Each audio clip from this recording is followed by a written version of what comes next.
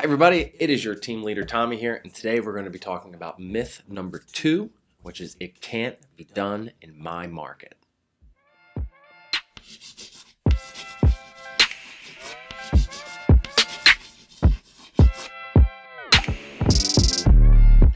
So I hear this a lot, especially being that we sell primarily in Delaware, but when we think about it, if it can be done in another market, why can't it be done here? I'll let that sit for a second. Because the truth is, whatever needs to be done, it's 2020. There's 8-year-olds making $26 million on the internet. There are comedians with sneaker deals. There's endorsements being thrown to everybody.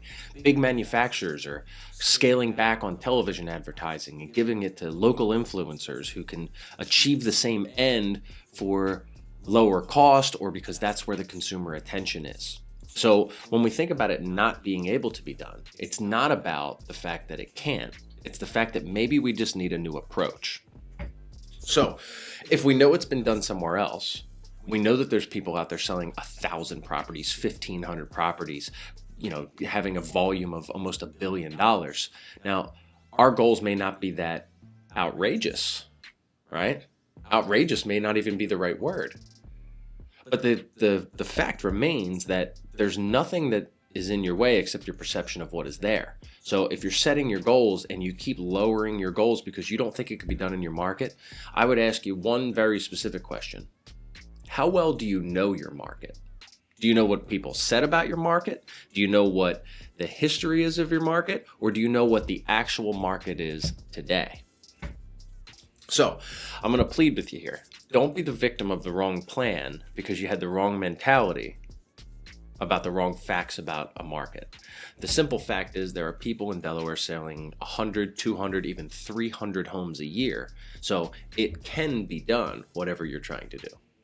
It might just be a matter of changing your plan.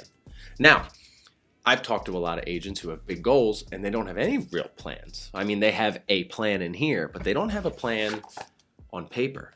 They don't have a 135 or a GPS or a 411 or whatever it is, the acronym that you want to figure out for setting your goals. But the bottom line is, if you need to sell 50 homes to hit your goal, what is your plan for hosting 60 appointments? What is your plan for closing 5 out of 6 appointments? What is your plan to get those homes sold in a fashion with a customer experience that's going to drive referrals and other conversations where you get to do it? Are we simply marketing?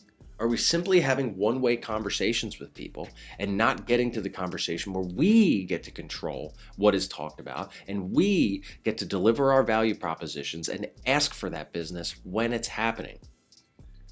My biggest thing for this is I would say that if your competition believes that it's possible and you don't, I'm concerned for you.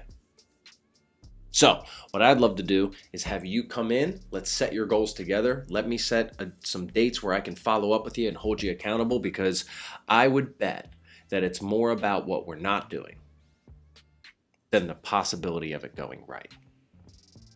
Talk to you soon, guys.